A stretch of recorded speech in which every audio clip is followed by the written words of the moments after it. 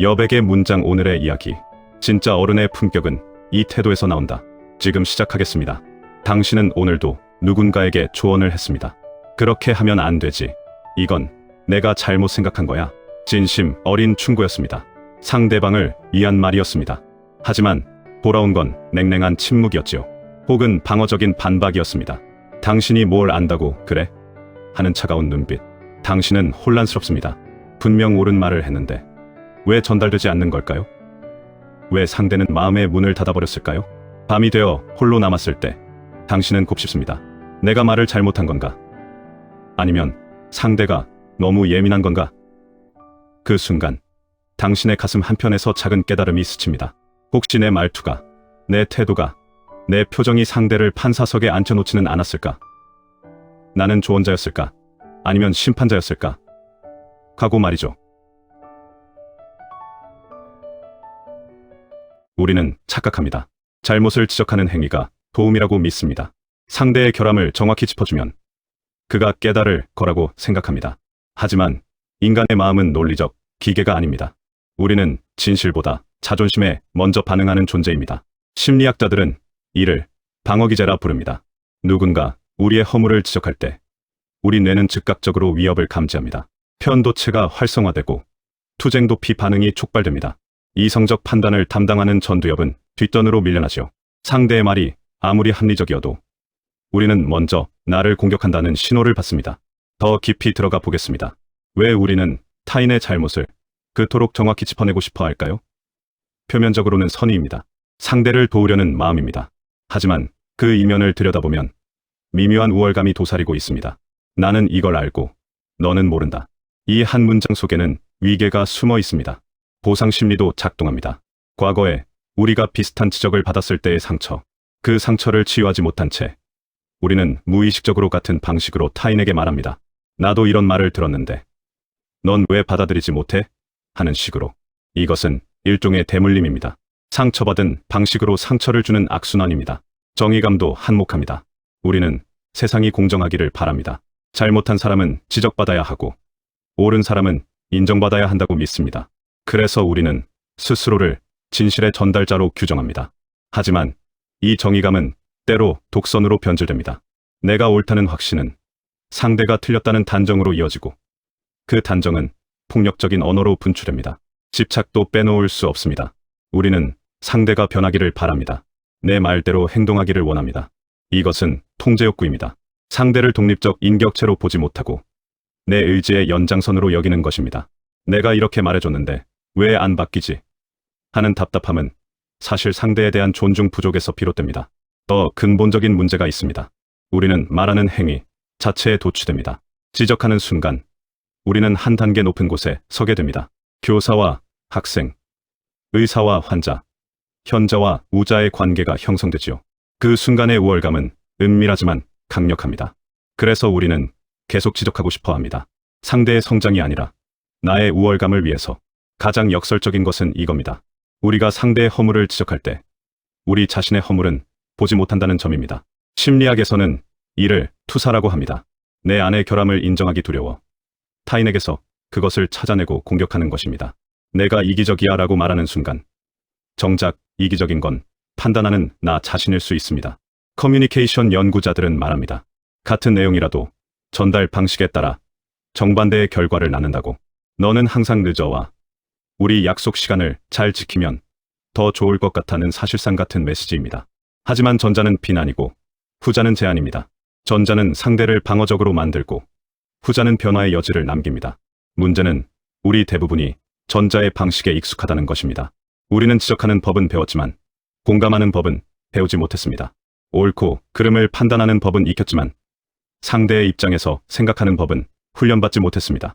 그 결과 우리의 선의는 상처로 변질되고 우리의 충고는 관계를 무너뜨립니다. 18세기 조선 다산정약용은 유배지에서 이렇게 썼습니다. 사람을 책망할 때는 마치 자신의 죄를 고백하듯 해야 한다. 이 한 문장 안에 인간관계의 모든 지혜가 담겨 있습니다. 다산은 단순히 말투를 부드럽게 하라는 것이 아니었습니다. 근본적인 태도의 전환을 요구한 것입니다.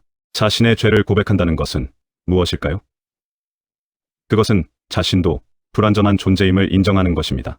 나 역시 실수하고 넘어지고 잘못 판단하는 존재라는 것을 받아들이는 것입니다. 이 겸손함이 전제될 때 비로소 우리는 타인의 허물을 말할 자격을 얻습니다. 다사는 목민심서에서 이렇게도 말했습니다. 아랫사람의 잘못을 꾸짖을 때 먼저 자신의 잘못을 돌아보라. 이것은 위정자를 위한 조언이었지만 모든 인간관계에 적용됩니다. 부모가 자식에게, 상사가 부하에게, 친구가 친구에게 말할 때도 마찬가지입니다. 상대의 결함을 지적하기 전에 나는 그 부분에서 완벽한가를 묻는 것입니다. 다산의 사상 깊숙이 들어가 보겠습니다. 그는 성기호설을 주장했습니다. 인간의 본성은 선하지도 악하지도 않으며 다만 선을 좋아할 수 있는 가능성을 지녔다는 것입니다. 이 관점에서 보면 타인의 잘못은 악한 본성의 발현이 아니라 아직 선을 선택하지 못한 상태입니다. 즉, 상대는 정죄의 대상이 아니라 성장의 과정에 있는 존재입니다. 이 시각은 현대 심리학의 성장 마인드셋과 맞닿아 있습니다. 사람은 고정된 존재가 아니라 변화하는 과정입니다. 잘못은 그 사람의 본질이 아니라 현재 상황에서의 선택일 뿐입니다. 따라서 우리가 해야 할 일은 심판이 아니라 조력입니다. 다사는 또한 실학의 대가였습니다. 실학은 공허한 이론이 아니라 실제 삶에 도움이 되는 학문을 추구했지요. 이 맥락에서 볼 때 타인에 대한 지적도 실제로 도움이 되는가를 기준으로 해야 합니다. 내 말이 아무리 옳아도 상대에게 닿지 않으면 무용지물입니다. 다산이라면 이렇게 물었을 겁니다. 그대의 말은 옳은가? 아니면 도움이 되는가? 현대를 살아가는 우리에게 이것은 무엇을 의미할까요? 직장에서 동료의 실수를 지적할 때를 떠올려 봅시다. 우리는 흔히 이건 틀렸어. 이렇게 해야 해라고 말합니다. 하지만 다산의 방식이라면 이렇게 말할 것입니다. 내가 예전에 이 부분에서 실수했을 때 이런 방법이 도움이 됐어. 혹시 참고해 볼래? 같은 내용이지만 전자는 상대를 틀린 사람으로 규정하고 후자는 함께 배우는 동료로 대합니다. 전자는 위에서 아래로 내려오는 말이고 후자는 옆에서 건네는 말입니다. 가정에서도 마찬가지입니다. 배우자가 집안일을 소홀히 할 때 당신은 왜 이것도 못해?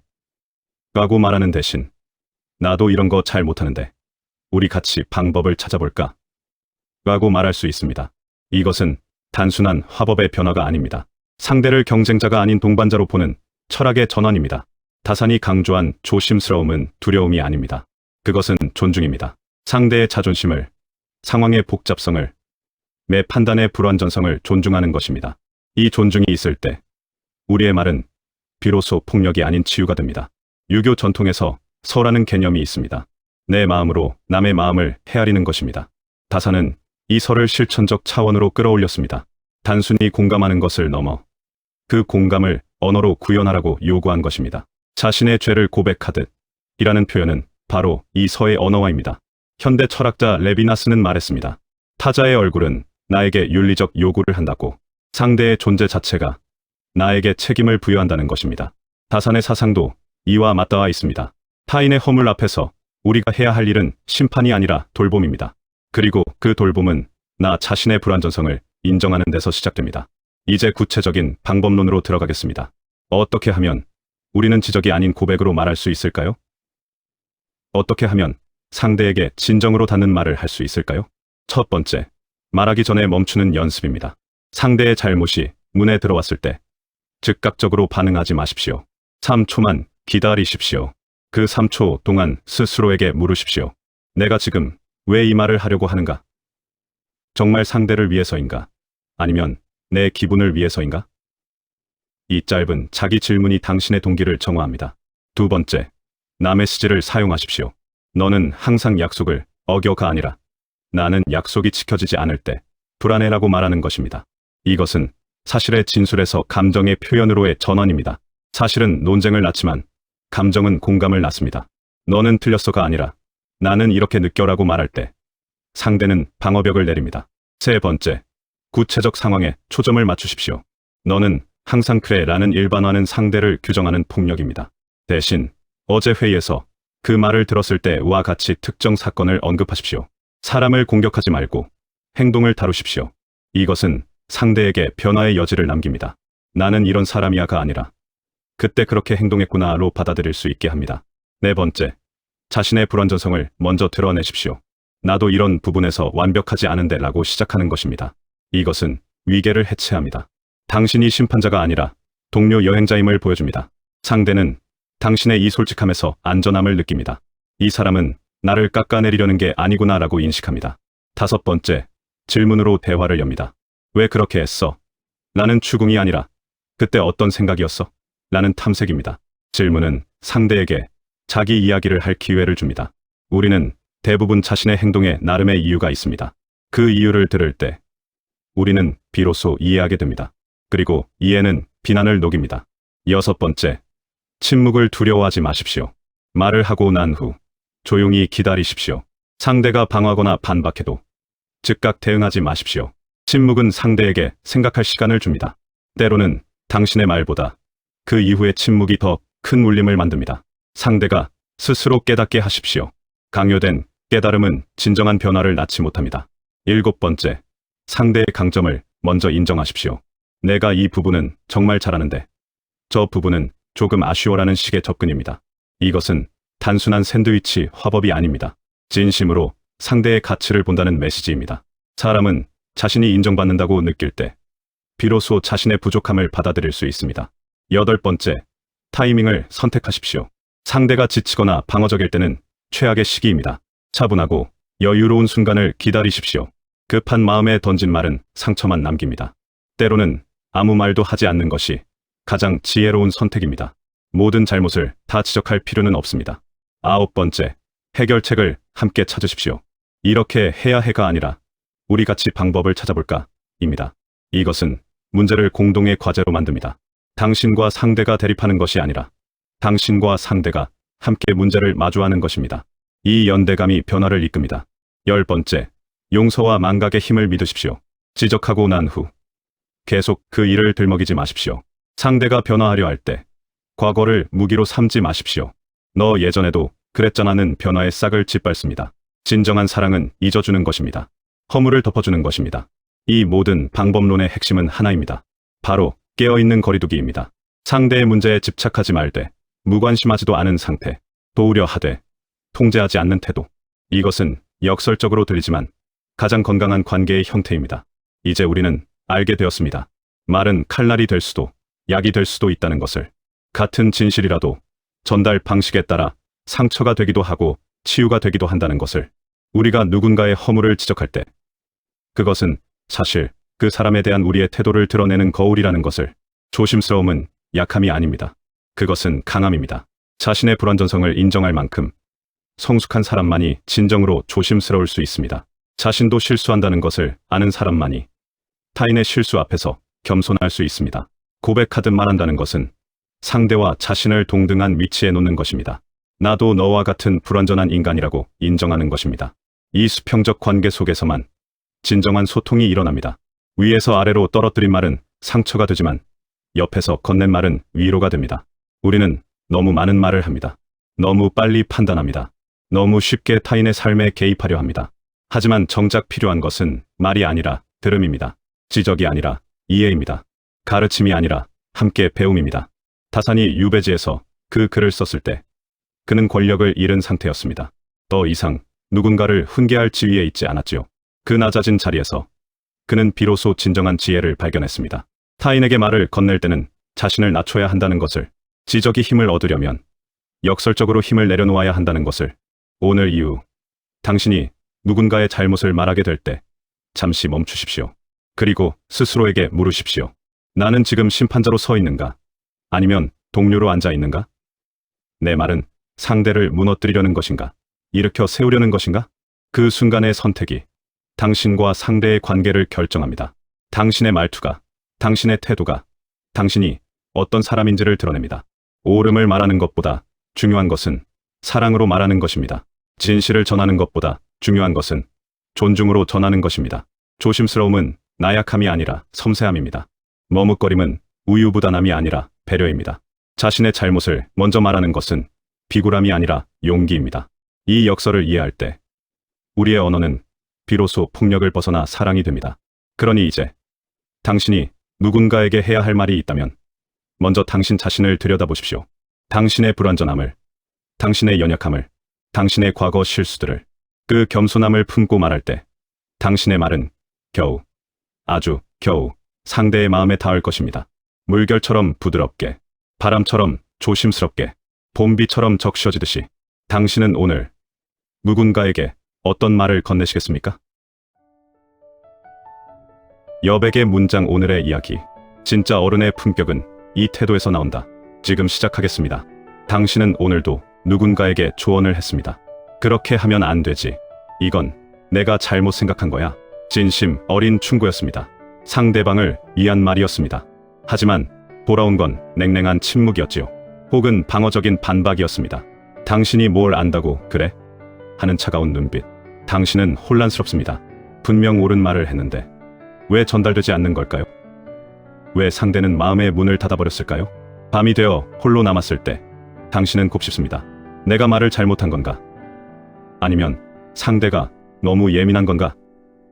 그 순간 당신의 가슴 한편에서 작은 깨달음이 스칩니다. 혹시 내 말투가, 내 태도가, 내 표정이 상대를 판사석에 앉혀놓지는 않았을까?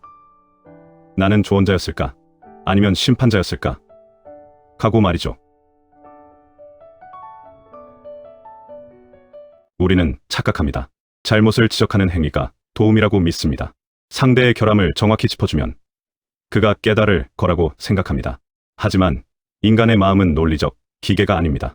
우리는 진실보다 자존심에 먼저 반응하는 존재입니다. 심리학자들은 이를 방어기제라 부릅니다. 누군가 우리의 허물을 지적할 때 우리 뇌는 즉각적으로 위협을 감지합니다. 편도체가 활성화되고 투쟁도피 반응이 촉발됩니다. 이성적 판단을 담당하는 전두엽은 뒷전으로 밀려나죠.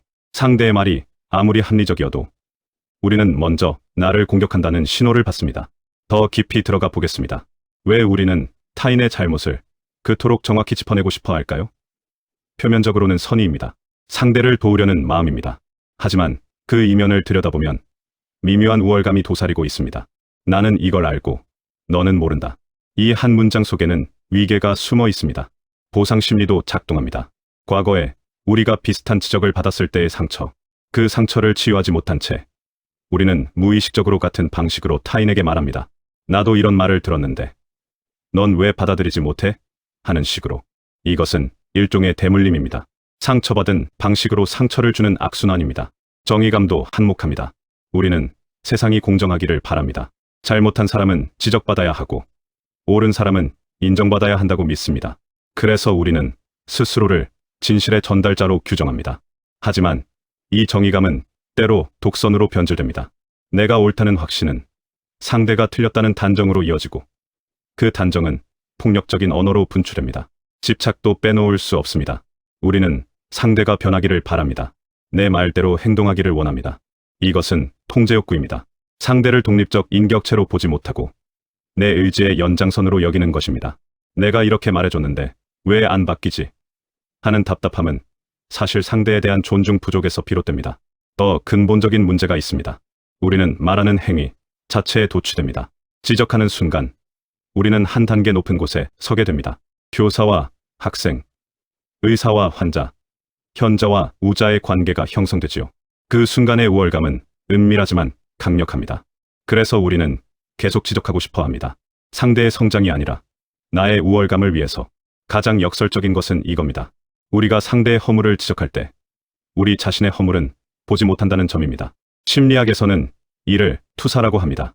내 안의 결함을 인정하기 두려워 타인에게서 그것을 찾아내고 공격하는 것입니다. 내가 이기적이야 라고 말하는 순간 정작 이기적인 건 판단하는 나 자신일 수 있습니다. 커뮤니케이션 연구자들은 말합니다. 같은 내용이라도 전달 방식에 따라 정반대의 결과를 낳는다고. 너는 항상 늦어와 우리 약속 시간을 잘 지키면 더 좋을 것 같다는 사실상 같은 메시지입니다. 하지만 전자는 비난이고 후자는 제안입니다. 전자는 상대를 방어적으로 만들고 후자는 변화의 여지를 남깁니다. 문제는 우리 대부분이 전자의 방식에 익숙하다는 것입니다. 우리는 지적하는 법은 배웠지만 공감하는 법은 배우지 못했습니다. 옳고 그름을 판단하는 법은 익혔지만 상대의 입장에서 생각하는 법은 훈련받지 못했습니다. 그 결과 우리의 선의는 상처로 변질되고 우리의 충고는 관계를 무너뜨립니다. 18세기 조선 다산정약용은 유배지에서 이렇게 썼습니다. 사람을 책망할 때는 마치 자신의 죄를 고백하듯 해야 한다. 이 한 문장 안에 인간관계의 모든 지혜가 담겨 있습니다. 다산은 단순히 말투를 부드럽게 하라는 것이 아니었습니다. 근본적인 태도의 전환을 요구한 것입니다. 자신의 죄를 고백한다는 것은 무엇일까요? 그것은 자신도 불완전한 존재임을 인정하는 것입니다. 나 역시 실수하고 넘어지고 잘못 판단하는 존재라는 것을 받아들이는 것입니다. 이 겸손함이 전제될 때 비로소 우리는 타인의 허물을 말할 자격을 얻습니다. 다사는 목민심서에서 이렇게도 말했습니다. 아랫사람의 잘못을 꾸짖을 때 먼저 자신의 잘못을 돌아보라. 이것은 위정자를 위한 조언이었지만 모든 인간관계에 적용됩니다. 부모가 자식에게, 상사가 부하에게, 친구가 친구에게 말할 때도 마찬가지입니다. 상대의 결함을 지적하기 전에 나는 그 부분에서 완벽한가를 묻는 것입니다. 다산의 사상 깊숙이 들어가 보겠습니다. 그는 성기호설을 주장했습니다. 인간의 본성은 선하지도 악하지도 않으며 다만 선을 좋아할 수 있는 가능성을 지녔다는 것입니다. 이 관점에서 보면 타인의 잘못은 악한 본성의 발현이 아니라 아직 선을 선택하지 못한 상태입니다. 즉, 상대는 정죄의 대상이 아니라 성장의 과정에 있는 존재입니다. 이 시각은 현대 심리학의 성장 마인드셋과 맞닿아 있습니다. 사람은 고정된 존재가 아니라 변화하는 과정입니다. 잘못은 그 사람의 본질이 아니라 현재 상황에서의 선택일 뿐입니다. 따라서 우리가 해야 할 일은 심판이 아니라 조력입니다. 다사는 또한 실학의 대가였습니다. 실학은 공허한 이론이 아니라 실제 삶에 도움이 되는 학문을 추구했지요. 이 맥락에서 볼 때 타인에 대한 지적도 실제로 도움이 되는가를 기준으로 해야 합니다. 내 말이 아무리 옳아도 상대에게 닿지 않으면 무용지물입니다.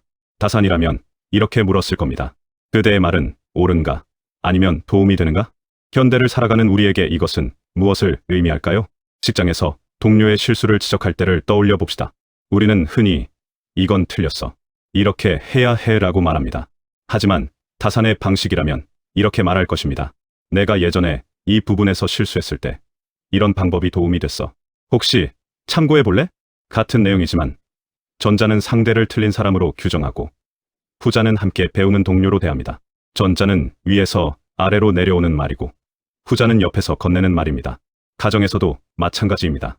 배우자가 집안일을 소홀히 할 때 당신은 왜 이것도 못해? 라고 말하는 대신 나도 이런 거 잘 못하는데 우리 같이 방법을 찾아볼까? 라고 말할 수도 있습니다. 이것은 단순한 화법의 변화가 아닙니다. 상대를 경쟁자가 아닌 동반자로 보는 철학의 전환입니다. 다산이 강조한 조심스러움은 두려움이 아닙니다. 그것은 존중입니다. 상대의 자존심을, 상황의 복잡성을, 내 판단의 불완전성을 존중하는 것입니다. 이 존중이 있을 때 우리의 말은 비로소 폭력이 아닌 치유가 됩니다. 유교 전통에서 서라는 개념이 있습니다. 내 마음으로 남의 마음을 헤아리는 것입니다. 다산은 이 설을 실천적 차원으로 끌어올렸습니다. 단순히 공감하는 것을 넘어 그 공감을 언어로 구현하라고 요구한 것입니다. 자신의 죄를 고백하듯 이라는 표현은 바로 이 서의 언어화입니다. 현대 철학자 레비나스는 말했습니다. 타자의 얼굴은 나에게 윤리적 요구를 한다고 상대의 존재 자체가 나에게 책임을 부여한다는 것입니다. 다산의 사상도 이와 맞닿아 있습니다. 타인의 허물 앞에서 우리가 해야 할 일은 심판이 아니라 돌봄입니다. 그리고 그 돌봄은 나 자신의 불완전성을 인정하는 데서 시작됩니다. 이제 구체적인 방법론으로 들어가겠습니다. 어떻게 하면 우리는 지적이 아닌 고백으로 말할 수 있을까요? 어떻게 하면 상대에게 진정으로 닿는 말을 할 수 있을까요? 첫 번째, 말하기 전에 멈추는 연습입니다. 상대의 잘못이 눈에 들어왔을 때 즉각적으로 반응하지 마십시오. 3초만 기다리십시오. 그 3초 동안 스스로에게 물으십시오. 내가 지금 왜 이 말을 하려고 하는가? 정말 상대를 위해서인가? 아니면 내 기분을 위해서인가? 이 짧은 자기 질문이 당신의 동기를 정화합니다. 두 번째, 남의 시지를 사용하십시오. 너는 항상 약속을 어겨가 아니라 나는 약속이 지켜지지 않을 때 불안해라고 말하는 것입니다. 이것은 사실의 진술에서 감정의 표현으로의 전환입니다. 사실은 논쟁을 낳지만 감정은 공감을 낳습니다. 너는 틀렸어가 아니라 나는 이렇게 느껴라고 말할 때 상대는 방어벽을 내립니다. 세 번째, 구체적 상황에 초점을 맞추십시오. 너는 항상 그래 라는 일반화는 상대를 규정하는 폭력입니다. 대신 어제 회의에서 그 말을 들었을 때와 같이 특정 사건을 언급하십시오. 사람을 공격하지 말고 행동을 다루십시오. 이것은 상대에게 변화의 여지를 남깁니다. 나는 이런 사람이야가 아니라 그때 그렇게 행동했구나로 받아들일 수 있게 합니다. 네 번째, 자신의 불완전성을 먼저 드러내십시오. 나도 이런 부분에서 완벽하지 않은데 라고 시작하는 것입니다. 이것은 위계를 해체합니다. 당신이 심판자가 아니라 동료 여행자임을 보여줍니다. 상대는 당신의 이 솔직함에서 안전함을 느낍니다. 이 사람은 나를 깎아내리려는 게 아니구나 라고 인식합니다. 5번째, 질문으로 대화를 엽니다. 왜 그렇게 했어? 라는 추궁이 아니라 그때 어떤 생각이었어? 라는 탐색입니다. 질문은 상대에게 자기 이야기를 할 기회를 줍니다. 우리는 대부분 자신의 행동에 나름의 이유가 있습니다. 그 이유를 들을 때 우리는 비로소 이해하게 됩니다. 그리고 이해는 비난을 녹입니다. 6번째, 침묵을 두려워하지 마십시오. 말을 하고 난 후 조용히 기다리십시오. 상대가 방어하거나 반박해도 즉각 대응하지 마십시오. 침묵은 상대에게 생각할 시간을 줍니다. 때로는 당신의 말보다 그 이후의 침묵이 더 큰 울림을 만듭니다. 상대가 스스로 깨닫게 하십시오. 강요된 깨달음은 진정한 변화를 낳지 못합니다. 7번째, 상대의 강점을 먼저 인정하십시오. 내가 이 부분은 정말 잘하는데 저 부분은 조금 아쉬워라는 식의 접근입니다. 이것은 단순한 샌드위치 화법이 아닙니다. 진심으로 상대의 가치를 본다는 메시지입니다. 사람은 자신이 인정받는다고 느낄 때 비로소 자신의 부족함을 받아들일 수 있습니다. 8번째, 타이밍을 선택하십시오. 상대가 지치거나 방어적일 때는 최악의 시기입니다. 차분하고 여유로운 순간을 기다리십시오. 급한 마음에 던진 말은 상처만 남깁니다. 때로는 아무 말도 하지 않는 것이 가장 지혜로운 선택입니다. 모든 잘못을 다 지적할 필요는 없습니다. 9번째, 해결책을 함께 찾으십시오. 이렇게 해야 해가 아니라 우리 같이 방법을 찾아볼까? 입니다. 이것은 문제를 공동의 과제로 만듭니다. 당신과 상대가 대립하는 것이 아니라 당신과 상대가 함께 문제를 마주하는 것입니다. 이 연대감이 변화를 이끕니다. 10번째, 용서와 망각의 힘을 믿으십시오. 지적하고 난 후 계속 그 일을 들먹이지 마십시오. 상대가 변화하려 할 때 과거를 무기로 삼지 마십시오. 너 예전에도 그랬잖아는 변화의 싹을 짓밟습니다. 진정한 사랑은 잊어주는 것입니다. 허물을 덮어주는 것입니다. 이 모든 방법론의 핵심은 하나입니다. 바로 깨어있는 거리두기입니다. 상대의 문제에 집착하지 말되 무관심하지도 않은 상태, 도우려 하되 통제하지 않는 태도. 이것은 역설적으로 들리지만 가장 건강한 관계의 형태입니다. 이제 우리는 알게 되었습니다. 말은 칼날이 될 수도 약이 될 수도 있다는 것을. 같은 진실이라도 전달 방식에 따라 상처가 되기도 하고 치유가 되기도 한다는 것을. 우리가 누군가의 허물을 지적할 때 그것은 사실 그 사람에 대한 우리의 태도를 드러내는 거울이라는 것을. 조심스러움은 약함이 아닙니다. 그것은 강함입니다. 자신의 불완전성을 인정할 만큼 성숙한 사람만이 진정으로 조심스러울 수 있습니다. 자신도 실수한다는 것을 아는 사람만이 타인의 실수 앞에서 겸손할 수 있습니다. 고백하듯 말한다는 것은 상대와 자신을 동등한 위치에 놓는 것입니다. 나도 너와 같은 불완전한 인간이라고 인정하는 것입니다. 이 수평적 관계 속에서만 진정한 소통이 일어납니다.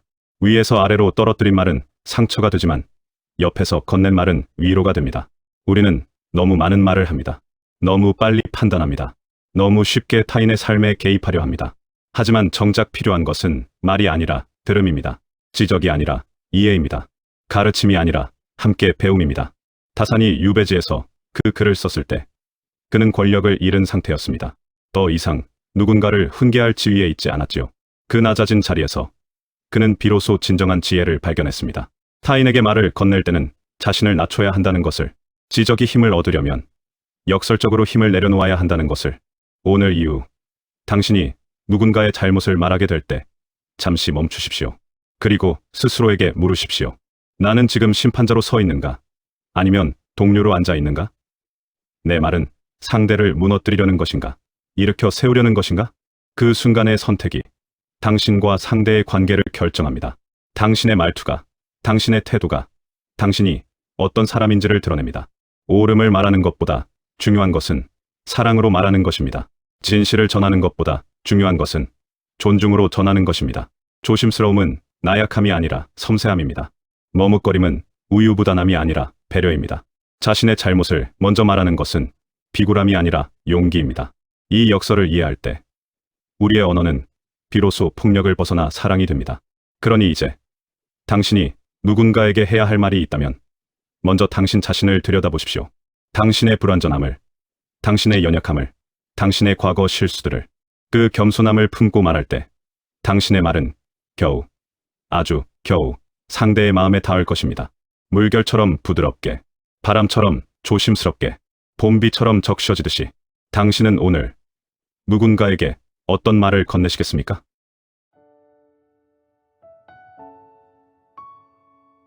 오늘 이야기는 여기까지입니다. 여백에 머물다 가세요. 영상이 마음에 드셨다면 구독과 좋아요 부탁드립니다.